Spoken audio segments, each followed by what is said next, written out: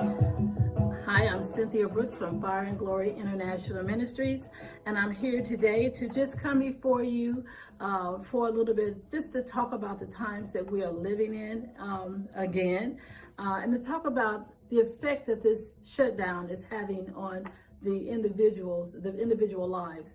But before I talk about that, I want to talk about the reality of living without relationships that we're used to living with. And I want to turn to Job 2, verse 11. And in Job 2, verse 11, it reads, "Now when Job's 3 friends heard of all this adversity that had come upon him, each one came from his own place, Eliphaz the Temanite, Bildad the Shuhite, and Zophar the Naamathite, for they had made an appointment together to come and mourn with him and to comfort him." So Job had lost his children, lost everything he had, everything. I mean, he had one trial after another that was hitting. And the last trial he dealt with was losing his family. All of his children died. And he lost his property, he lost his flock, he lost everything but his wife. And so his friends got together, made an appointment and said, let's come together and let's go and comfort our friends. And it is natural for them to come and comfort a friend. And I saw this a little bit when I was in Africa recently with my dear friend, Sherry Banks. She's my assistant, and we travel out of the country together on missions trips. And when we were riding with one of the pastors in Africa, we saw these people going down the road, and we asked our driver what was going on, because we just a whole lot of people. And he said someone died, and they were going to comfort this family who had lost a loved one. And I thought about, wow, that is amazing. I mean, it was just a lot of people going to comfort. And I thought about back when I was a child, when someone died, how the neighbors used to come together and come to a person's house. And we don't see it like that too much anymore. But at this time, in this season where we live right now, you can't do that, because we're in a time now that with this social distancing, you can't come to a person's house and people come and gather. Many people have lost loved ones. I've gotten several calls from people who have lost their loved ones during this virus, and they can't come together. Their families can't even come together. They can't get all their loved ones because you can only bring 10 people. And of course, in a family, there are more than 10 people. So they just can't come together and see their loved ones, or if they're sick in a hospital. And this is not good. This has to take a terrible effect on the lives of those who are grieving. And so I want to talk about this thing that we're in right now, where we can't come together and comfort, since God called us to be relational, people that touch one another, people that hug, people that come together. One of the things that I noticed here in America, the way we greet generally is either by shaking hands or by hugging.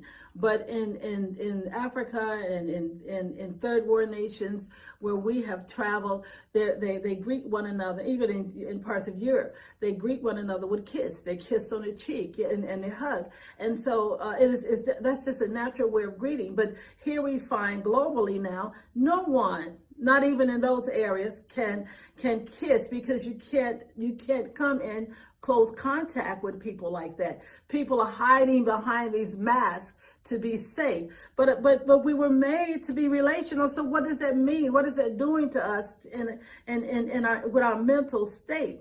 Because we grew up not just touching, not just hugging, not just having a relationship, but we've watched this on television for years. There are programs on TV like Girlfriends and Friends and the Cosbys, we've seen all kinds of programs on TV about family life, about friend life. I can't think of all these different programs that I used to look at on TV, about all these different friendships and family life. But it's all about, community and loving and friends and, college life. But everybody was in relationship, and even when it was negative relationships, we saw saw even with housewives of New Jersey and housewives of Atlanta, these beautiful women that come together and it looked like it's friendship. They act like they're friends in the beginning, then they end up in a brawl, but yet they still are something about human beings that we feel like we have to come together. We have to be in relationship with one another. What is it about us that God has made us to want to touch? Touch is important. They did tests on children, and I remember this once when I was in college, and we talked about this. The children they did tests on in Poland and in the orphanages, and these children who were not loved or touched, these kids did not thrive well. They were very thin. They walked late. Their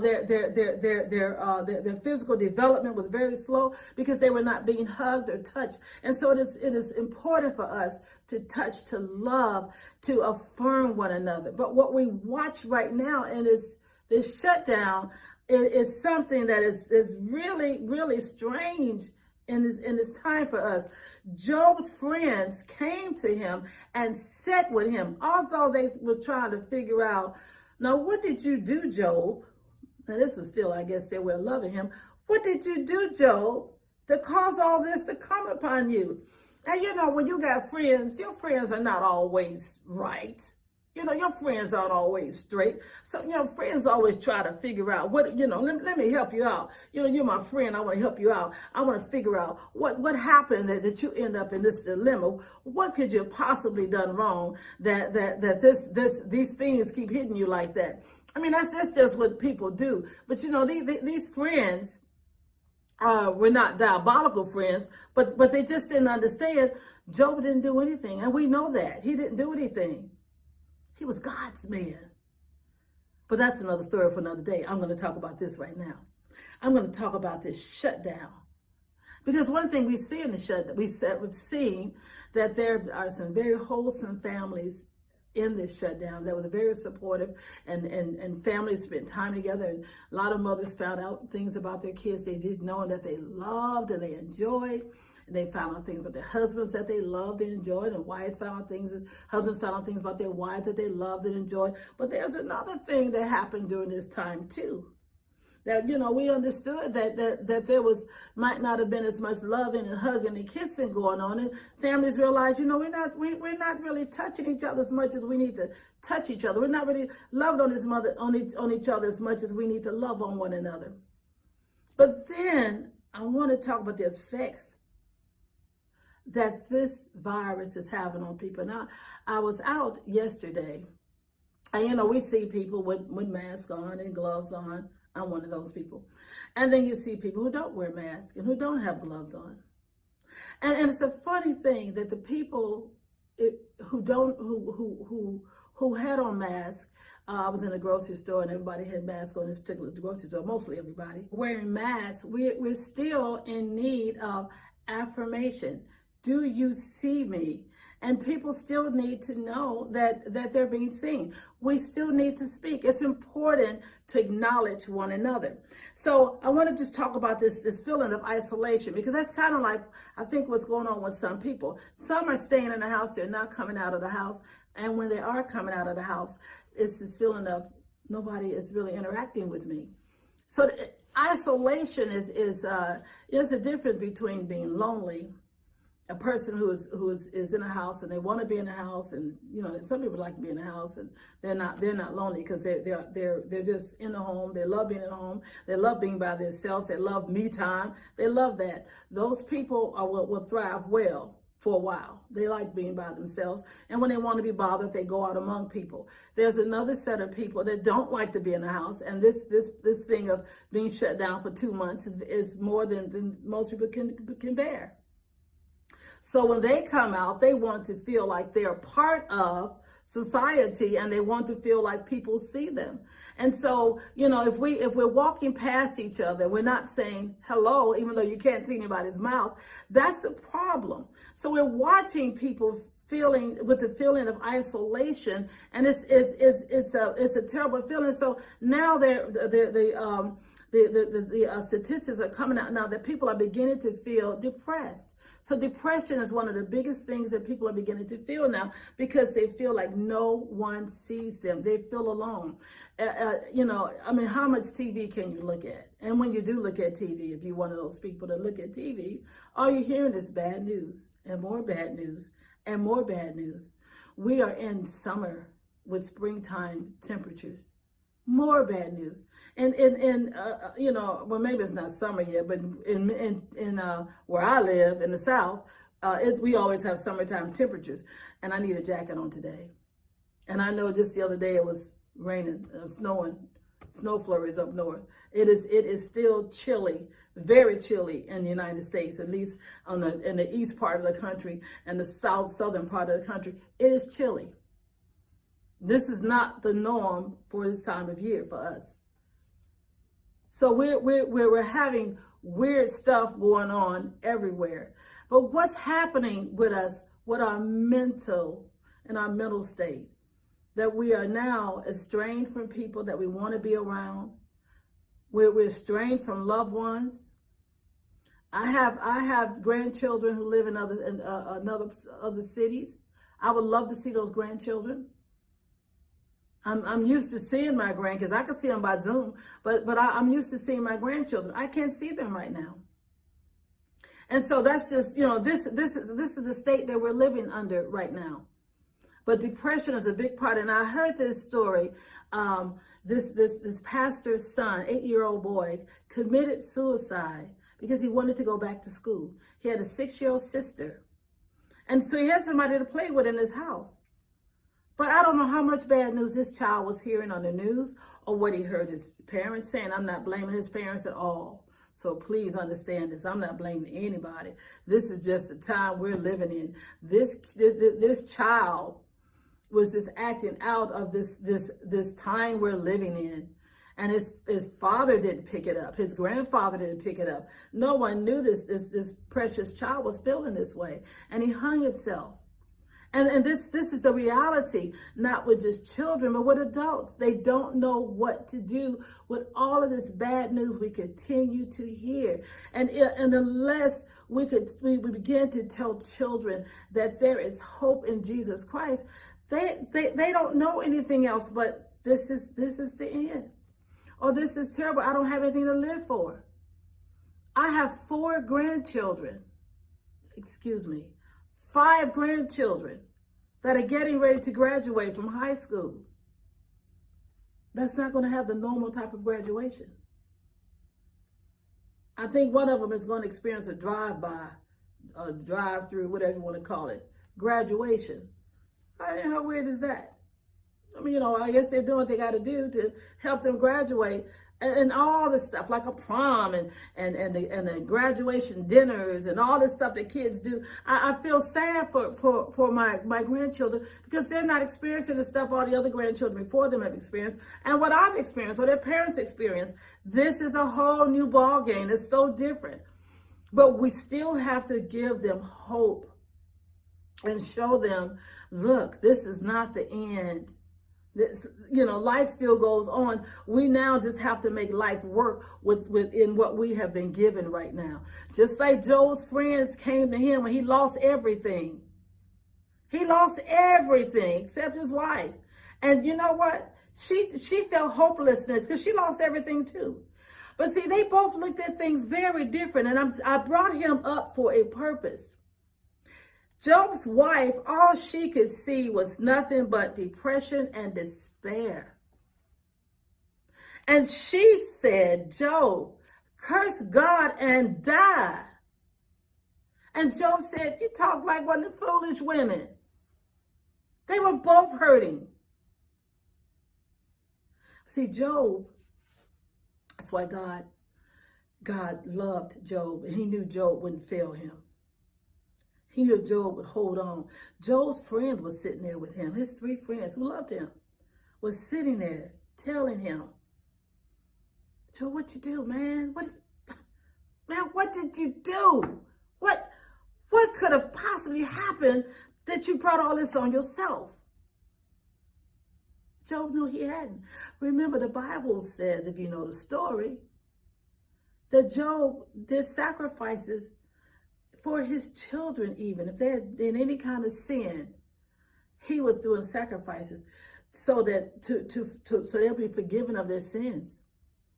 Job was an upright man, God said. But we have to look at what's going on now. I'm going back to Job in a minute because I want you to see something about Job after I get through saying what I'm going to say. Because we're also living in a time of fear. Fear of the unknown. You know, you keep hearing stuff. You know, I heard about these, what they call murder hornets. And then I heard something about some kind of moth that's coming or whatever. You know, I hate bugs, but you know, you got this murder moth or whatever kind of moth it is, and all this crazy stuff. Then I hear the stats on suicides. Suicides are up 33%. 33%. Because it's hopelessness now. People don't have any hope. Job's wife didn't have hope. Funny though, she didn't try to kill herself. She told Job, you curse God and die. She didn't try to kill herself. She told him what to do to himself. You know, you got to shut out all the noise when life gets tough. You got to shut off everything. See, sometimes you might be in a place.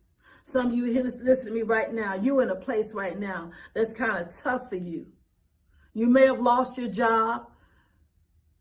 You may have been laid off, and then you find out that your job is not coming back. You might be one that might have got the stimulus check, but that's not enough for you. You still might have it's not enough for after you paid all your bills. Your rent might not be enough. I don't know. You may have lost some loved ones. You might feel like, man, this is bad stuff. You might be sick yourself. It's not the end of the world. It's not the end of the road. As long as you are breathing, there is hope. I'm coming to you in a minute because I'm going to show you what Job did. Because there is hope. It's always hope. So I want to just talk about this thing real quick. Because we have to understand something. When all else fails, when life gets hard, God, sovereign God, is there. When everybody around you tell you how bad things are, yeah, it's bad. Yes, it's bad. I'm not one of those people who say, you know what, I don't see how bad it is. Oh, I see it. I see it. But I also see a sovereign God. And this is what Job did. Job began to have a conversation with the eternal God. He didn't give up. And during this pandemic, plague, whatever you want to call it, doesn't matter. Virus, loss of jobs, loss of family members, time of depression, time of hopelessness. There is hope because there is a God. I want you to think of this. Unless God show you something different, there is always hope. Because he is hope. He is light. See, Job thought he knew God. He thought he knew him. He did all this stuff. He was an upright man. He was an awesome man. He was awesome. And his friends sat with him. Some people have said, I've heard them say, I would hate to have friends like Job. I wouldn't mind having friends like Job. Friends just come to sit with me when I'm in trouble. There's a friend that sticks closer than a brother. At least his friends were there. They came and sat with him. I wouldn't mind having friends sitting with me. Even if my friends kind of read the message wrong, at least they're sitting with me when I'm going through the hardest time of my life. I would just tell my friends, just be quiet, just sit, just be quiet. Job went before God in all of his pain, because not only was he having a pain in his soul because he lost his family, I don't think he cried so much about losing things. It was his children. And his body was wrecked with pain because he had boils all over his body. He went to God and he began to question God. I don't know if you ever had an encounter with God. I mean, a real encounter, not with the pastor, Not with your friends. I'm saying an encounter with God, that you have actually sat back and inquired of God and talked to God. Maybe at night in your bed that you have sat back, when it's real quiet, that you've sat back and you have talked with God. And you've asked God, Lord, speak to me. Because he will. He will speak to you. He will answer you. And if he doesn't answer you at that point right there, he will answer you in your dream, or he will answer you as you wake up. But God will always answer you. If you are serious enough to ask him a question, what is this? What is this, God? See, Job talked to God, and then God answered him. And God said to Job, well, where were you when I did this? And where were you? See, God began to show Job he was bigger than his world. I'm bigger than your world. And he had to show Job this because, you think about this thing. Sometimes our pain is about just our world, where we are. My pain is about my world. My pain is about Cynthia's world. But life is bigger than my world. Life is bigger than just me. I'm not the only person in this world suffering. I'm not the only person in this world going through. I'm not the only person in this world that's here in the shutdown. There's all these other people on the earth that's going through this shutdown, not just me. And when we can think past ourselves, and we can inquire of God, and then God began to answer us. So when God got through with Job, when he got through talking to Job, Job said, I've heard of you, God, with the hearing of my ear, but now I see you. But now I see you. See, there's a time that we can talk about God, and people can tell us about God. And I can hear about God, but then there's a time that, we get to see God for ourselves. Now I see you. See, there's a time when people can tell you all about who God is, what God has done, where God can take you, what God can do with you. But there comes another time when you have an encounter with the true and the living God, that when you have that encounter with God, no devil in hell can ever change your mind, pull you away, seduce you, make you fearful, make you doubt. Never again. You won't be afraid of anything. You won't get depressed anymore. You won't ever deal with hopelessness. You won't deal with fear. Honey, all that will leave you because you know that God is God and there is none like him. This is what I'm trying to get you to see. That we serve a God who can answer us. He'll answer you. He will answer every question you have. So, in this shutdown, I want you to think. I'm turning to 2 Corinthians 10 because I want you to see this. 2 Corinthians 10 and verse 5. Before I do that, I want to remind you of this. God restored everything to Job. He gave him 7 of the most beautiful daughters. He gave him all these gorgeous daughters. He restored everything he had just because he understood who God was. But 2 Corinthians 10, verse 5. Whenever these things began to enter your mind about being depressed, about being fearful, what's going to happen out here? We don't know. How's it going to end? We don't know. When is it going to end? We don't know. What are the powers that be are planning on us? What type of awful things are they going to do? We don't know. But we know this, that we are not to worry because we serve the true and living God. So here's what it says in 2 Corinthians 10, verse 5. casting down arguments and every high thing that exalts itself against the knowledge of God, bringing every thought into captivity to the obedience of Christ. We don't worry like the world worry. I'm talking to you, church. We don't worry like the world worry. We bring everything, every time you have a fear, bring it down. You cast out every thought and imagination that exalts itself. What exalts itself above the knowledge of God? God says he is God. There's none like him. He's our deliverer. He is our hope.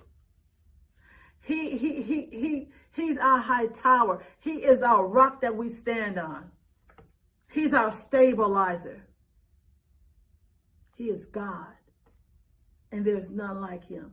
So it doesn't matter what they tell us in the news. It doesn't matter. The thing is, we stand on the rock that is higher than I. We stand on the word. Everything that exalts itself against the knowledge of God. What is the knowledge of God? It's what you know. What do you know about him? He created all. All things been created by him, and all things are in him. He's watching everything now. He hasn't forgotten you. Watch him as he navigate you through this storm. Watch God navigate you. Allow him to navigate your life through the storm. Allow him. He said his word is a light unto your feet. Let him navigate you. Cast away the fear. Cast it away from you. Walk in the power of God. Let God show you how to walk through the storm. Let God show you how to maneuver through the darkness that we're in. For there is God, and there is none like him. He will restore all things to you in his timing and his way, because he is God. So to you I say today, don't walk in depression. Walk in faith. Don't talk about suicide. Speak life over yourself. Whenever fear raises its head, speak again faith.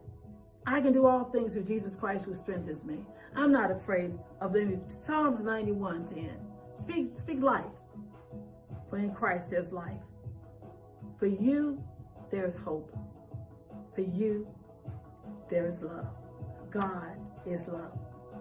Remember that in him there's life, and life eternal forevermore. So I want to encourage you with that. And I want you to know there is none like God.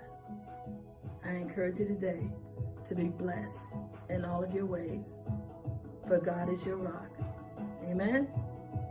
Amen.